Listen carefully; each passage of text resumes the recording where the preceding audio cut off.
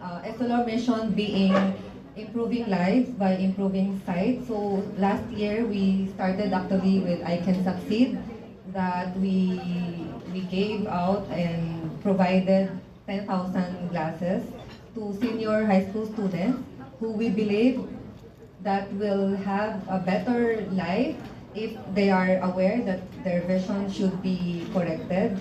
So that one is still ongoing until now. And with this Marawi 2020, with the collaboration of IPAO and Essilor Vision Foundation, we are giving out 20,000 glasses to those who will need the correction. We know that the 20,000 sounds a lot, but if we look at the population of Marawi, it's just maybe a little part of the population who will really need the correction. So this is the start of our support to Bangon Marawi with the help of PDP Care and IPAO and Essilor Vision Foundation. So we really hope that we will make a difference in the lives of the people of Marawi. Thank you very much. Thank you very much, Dr. Aleda, for sharing all of that with us. A round of applause for her, please. Now, we all know that these are all possible through EBF as well, and of course the corporate social responsibility arm of Essilor. Now, to tell us a little bit more about EBF's efforts in the Philippines and also other countries, we would like to hear from Ms. Jermaine Lai, ASEAN Head for Essilor Vision Foundation. Thank you.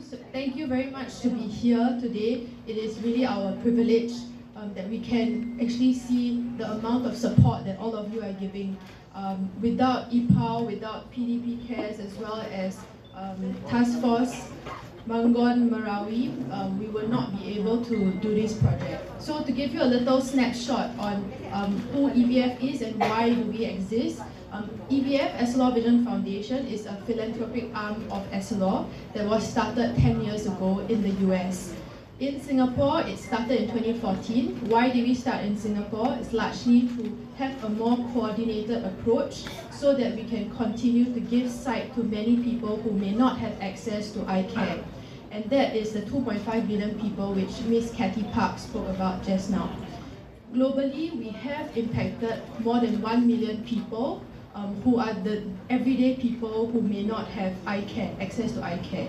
In ASEAN alone, we have impacted more than 350,000 since 2014, and we want to continue doing that. So in the Philippines, we have also, because of the support of many organizations as well as Essilor Philippines, we have given classes to 10,000 high school kids.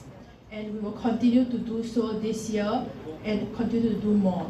So for this project in Marawi, again, I want to say, and I won't be able to echo the amount of gratitude that we have to be just part of this whole project of rebuilding lives of the residents in Marawi. So thank you once again, and I'm very happy to be part of the foundation, to be standing here doing the project together with Dr. Charlie and the team. Thank you. Thank you, Ms. Jermaine. Please give her a hand.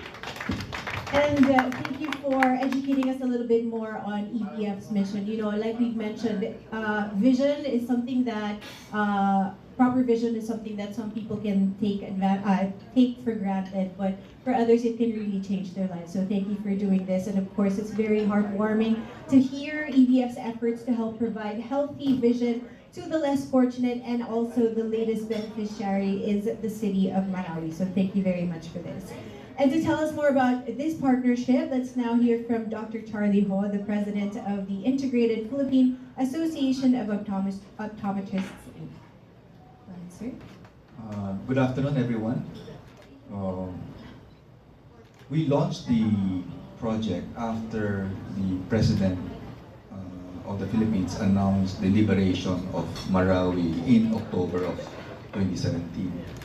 And you know, as the president of the organization, we thought that, you know, the optometrist has got to be part of the rehabilitation of not only of the nation, but in particular, the rebuilding and rehabilitation of Marawi, because of the thousands of deaths, the thousands of people injured, and especially the internally displaced persons, or the IDPs of Marawi, which according to Dr. Mick earlier, has been scattered all over, even outside Marawi and even up to Metro Manila. So we have, as corporate social responsibility, we feel that the optometrist has to do something, but we have not done missions and outreach in this magnitude because we have never experienced, and to admit that we have not undertaken a project as big as this. So it was launching a project, Marawi 2020, in November 25 of last year. To admit is that we really don't know how to begin, because we launched the project without knowing who our partners will be, where we're going to get the free eyeglasses. We don't know how many optometrists and doctors are going to volunteer for the project, how many optometrists are willing to go to Marawi and risk their life, their safety, and their security to be able to render the services to our brothers and sisters. It was fortunate that Essilor, through Essilor Philippines, approached us and said, we can help, and we have we are currently we have ongoing projects through the foundation, and that started it all. So it was a blind mission, technically and figuratively. We don't know where we're going, but we just said, we're going to give eyesight. We're going to provide 20/20 vision to our brothers and sisters by providing 20,000 pairs of eyeglasses by the year 2020. So now you know why it's entitled Marawi 2020. And even with the glasses, and our next challenge was the doctors. How many doctors are going to join us? How many doctors are in Marawi? How many were practicing in Marawi that were displaced? So that was a very difficult challenge, and we were able to overcome that by touching base with our doctors from Marawi, led by Dr. Johan Somzad. Yeah, she's there. Palakpakan natin sila. And then we also have the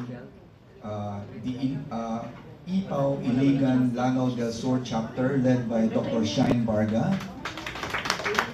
So we felt that initially, if we could not import the doctors from Manila or the surrounding provinces to go to Marawi, it has to be the doctors from Marawi who should be taking an active part in this project and in the rebuilding and rehabilitation of Marawi. So who else would be more concerned but the doctors and the optometrists from Marawi and from Lanao del Sur to help their colleagues. And we got it. We got the assistance. They have the team from Iligan chapter have committed. In fact, we had a soft launching last March 21, where we flew to Marawi with your GM, very hands-on. You can see her picture all over, all over Marawi.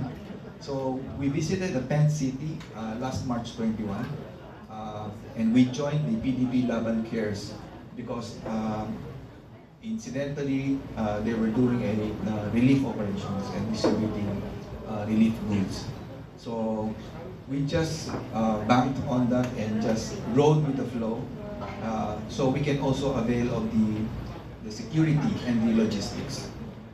As you know, even our volunteer doctors, their concern is really how to get in and out of Marawi safely and secure, and to come out from Marawi in one piece. So PDP Laban Cares was our partner during the launching.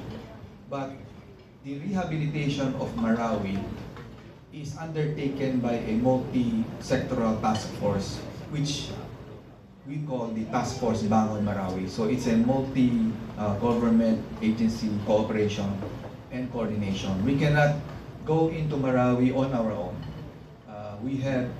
We believe we have to coordinate with the government, and we also have to let government know that we are doing this officially and formally. That's why Task Force Bangon Marawi is a major partner in this project. A lot of people are asking, because it's unusual for organizations like us to be using the government, is this connected with any politics? So I have to explain, go out of our way and explain that, you know, there could not be any politics here, because if we do not coordinate with the government, we are not assured of our safety. Even if we have 40, 50,000 eyeglasses, we could not deliver the glasses, we could not deliver the services if we do not have the essential support and coordination of the government. That's why we are thanking PDB Laban Cares, an NGO, as well as Task Force Bangon Marawi, led by Secretary Eduardo Del Rosario, ably represented by Attorney Sunday. We also need the able support of the local government of Marawi through Mayor Dandangra, and ably represented by Dr. Mick, because after the launching, we will be doing this project continuously until the year 2020. So it's a 2-year project.